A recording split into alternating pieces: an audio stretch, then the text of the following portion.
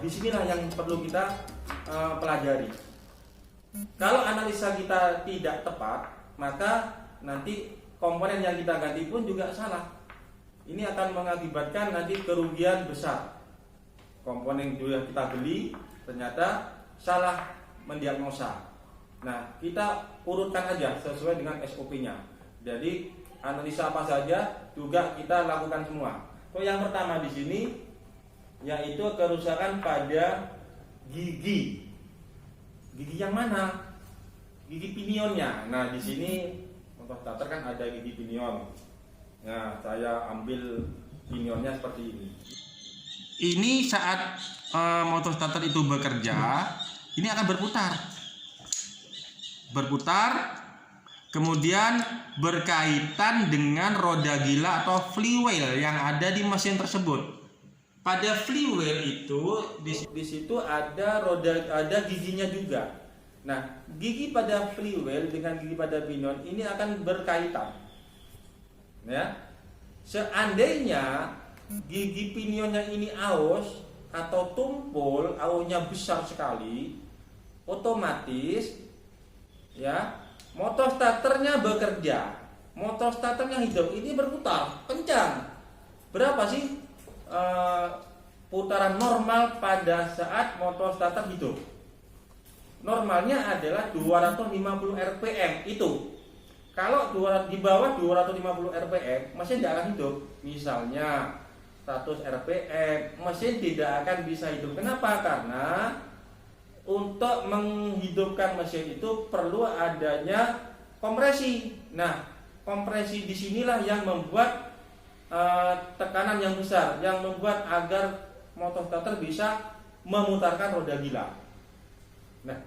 Nah, jadi apabila keausan pada gigi pion lebih tinggi, ini tidak bisa berkaitan dengan roda gila, maka motor starternya berputar tapi mesin tidak bisa hidup. Kemudian yang kerusakan yang analisa yang kedua adalah pegas pengembali. Ini kerusakan pada pegas pengembali. Pegas pengembali itu ada di dalam sini untuk mengembalikan posisi solenoid yang waktu tertarik begini. Nah, jadi ini tujuannya untuk apa? Jadi solenoid ini untuk mendorong pinion. Nah, jadi pada waktu di starter bukan armaturnya berputar dulu, tapi pada saat di starter ya arus masuk ke terminal 50, sehingga di sini ada dua kumparan hold in coil dan pull in coil. Ya. Yang bekerja terlebih dahulu adalah kumparan pull in coilnya. Pull in coil itu fungsinya untuk menarik. Jadi pada waktu tegangan masuk ke terminal 50, pull in coil terjadi kemagnetan, maka ini akan tertarik. Ya, saat tertarik begini, maka dari terminal B dengan terminal terminal C ini akan terhubung, sehingga arus yang dari terminal B itu akan mengalir ke terminal C menuju ke sikat tadi, ke sikat ke sini. Nah, itu ya.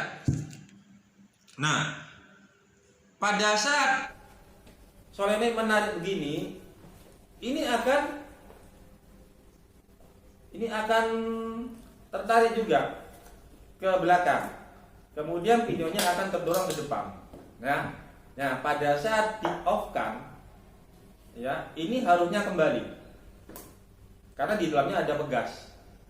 Kalau pegasnya rusak, ini tidak akan bisa kembali, sehingga pinion tidak akan tertarik ke dalam. Nah, begini ya. Kemudian yang analisa berikutnya, periksa kumparan pull in coil dan hold in coil. Yang mana? Ini kalau kita bongkar, kalian juga nanti harus membongkar ini pada saat pertemuan berikutnya pada waktu praktikum. Bolehlah kita lepas untuk melihat isi dari solenoid ini. Jadi ada dua kumparan, pull in coil sama hold in coilnya. Pull in coil untuk menarik, ya menarik tuas ini, kemudian hole untuk nahan. Waktu ditarik, kumparan hole ini menahan posisi dari tuas ini, ya. Nah, periksalah kedua kumparan tersebut dengan cara bisa diukur pakai avometer untuk mengetahui putus atau tidak. Nah, yang kedua bisa diperiksa dengan menggunakan baterai, dicek bekerja tidaknya dari kedua kumparan tadi. Ini bisa kita lakukan, nanti kita harus praktek ya pada pertemuan selanjutnya.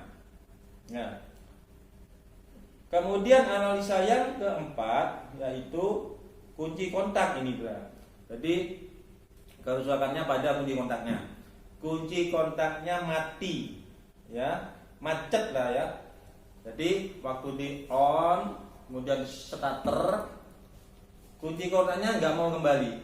Nah, itu bisa, loh, di off kan, mesin hidup sudah, tapi masih putar terus starternya.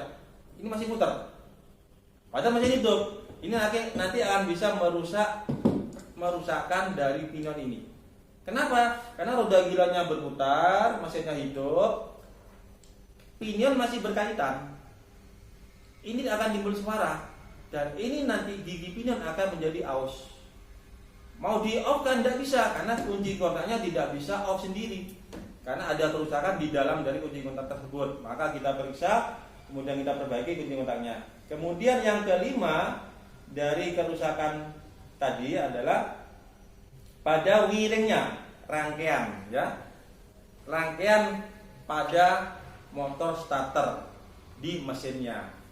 Kita periksa rangkaiannya.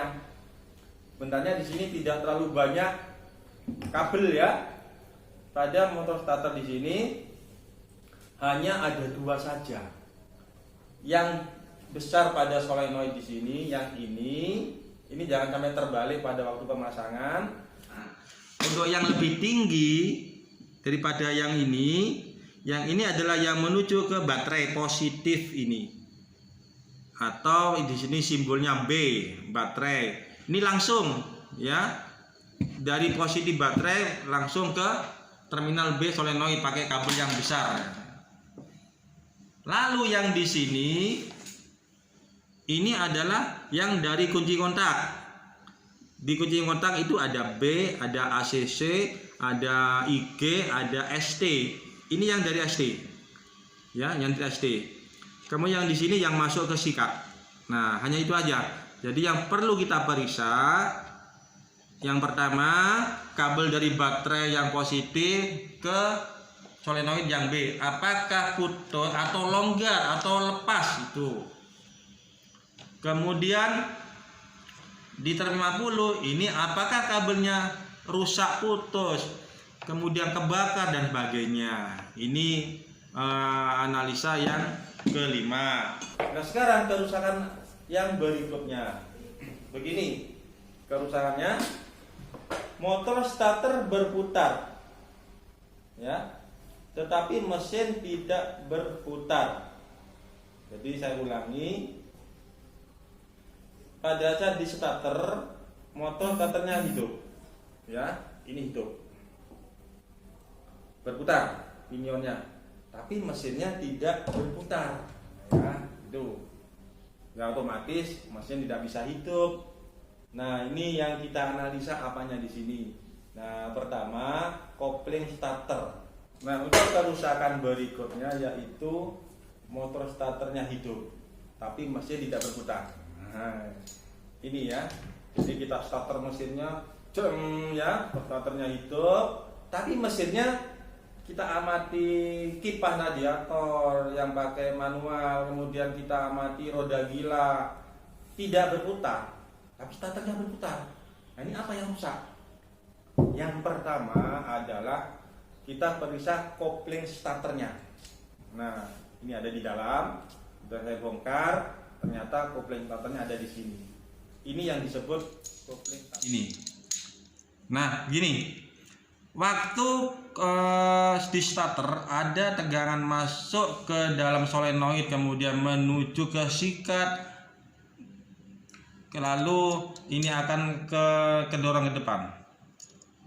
Nah, Kopling starter ini kondisi yang baik adalah kalau kita putar dari ke sini. Putar. Nah ini ya, ini pinionnya ke mana ya? Kalau dari depan situ ke kanan, ini harus berputar. Tapi kalau ke kiri ini tidak boleh berputar. Nah ini yang baik. Seandainya kopling starternya ini ke kanan berputar, berarti tidak apa-apa. Tapi ke kirinya juga berputar, maka ini yang kita nampakkan ada kerusakan pada kopling starter. Nah, seandainya ini ke kirinya berputar, jika kita starter, ini berputar. Kemudian karena pinionnya ini ini tetap berputar ke kiri, maka roda gila pada mesin tidak akan ikut berputar. Nah, ini kerusakannya pada kopling starter. Terus bagaimana cara mengatasinya? Ya, apakah diperbaiki? Tidak, ya. Otomatis kalau ini rusak, ini bisa dilepas. Ini ada kancingan, kita lepas, kita carikan di toko. Ya, seandainya di toko tidak ada untuk menggantikan kopling starter, maka kita harus membelikan 1 unit motor starter di sini. Kemudian analisa yang kedua adalah kerusakan gigi pinionnya ini dan gigi pinion pada flywheelnya. Kalau kedua gigi tersebut itu aus, maka tidak akan bisa berkaitan, otomatis akan bisa berputar, yaitu prop and roll-nya. Nah, ini kerusakan yang ke berapa ya? 4. Kemudian ini yang kerusakan berikutnya, yaitu motor starter tidak dapat berkaitan. Ya, ini benarnya hampir sama dengan yang kerusakan barusan, yaitu motor starternya hidup tapi tidak berputar. Ya, kalau yang kerusakan yang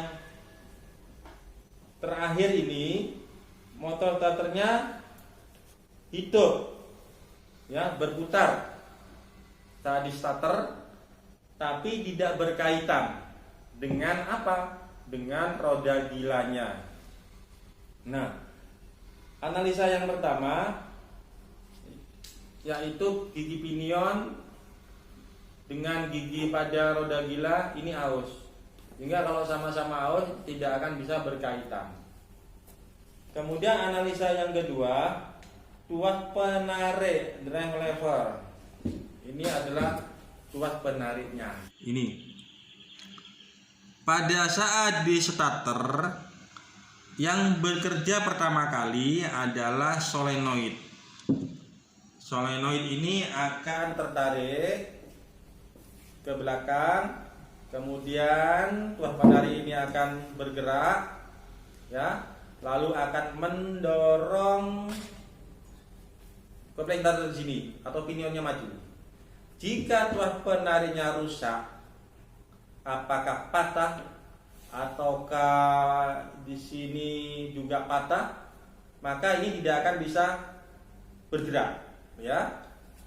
Walaupun solenoidnya bekerja, tapi pinion tidak terdorong ke depan, otomatis tidak berkaitan dengan roda gila pada mesin. Mesin pun tidak bisa hidup. Kemudian analisa yang kedua dari kerusakan di sini, ya. Yang ketiga, ya. Kerusakan pada solenoidnya sendiri ini. Ini kalau sudah solenoid ini rusak, ya harus kita ganti, ya. Rusaknya bagaimana? Rusaknya itu solenoid di sini hanya pada kita gerakkan gini. Jadi pada saat di starter ini harus ke belakang. Kemudian kembali lagi, kembali dengan posisi ke awal, ke semula. Nah, seandainya pinion ini, solenoid ini tidak bisa tertarik begini, ini otomatis solenoidnya harus diganti yang baru, ya. Ya, ini ya, barusan inilah kami ini menjelaskan diagnosa kerusakan-kerusakan yang sering terjadi, yaitu ada 5 kerusakan yang tadi kami sebutkan di sini yang sering terjadi pada motor starter ini, ya, pada semua merek mobil, apalagi dengan mobil mesin yang sudah menggunakan sistem injeksi, ya, yang menggunakan ECU, ya. Kalau yang menggunakan ECU ini ada sinyal dari motor starter ke ECU-nya tersebut untuk mengetahui apakah ada respon atau tidak dari motor starter pada saat pengemudi menghidupkan mesin, ya. Baik. Sampai di sini apa yang kami jelaskan mengenai materi mendiagnosa kerusakan sistem starter, ya. Dan mudah-mudahan kalian kelas 12 pada kompetensi keahlian teknik kendaraan ringan di sini pada mata pelajaran pemeriksaan kendaraan ringan semoga bermanfaat. Untuk pertemuan selanjutnya nanti kita akan masuk ke materi perbaikan. Jadi kita bisa praktek perbaikan dari kerusakan-kerusakan yang tadi saya jelaskan. Kita praktekkan. Setelah kita praktekkan, nanti bisa diterapkan di dunia kerja. Baik, terima kasih atas perhatiannya. Wassalamualaikum warahmatullahi wabarakatuh. Wah, sangat gamblang sekali ya penjelasan terkait sistem starter, baik cara mendiagnosanya, menganalisisnya, serta memperbaikinya. Semoga dapat menambah wawasan bagi kalian semua. Sampai jumpa di video selanjutnya. See you next time. Bye-bye.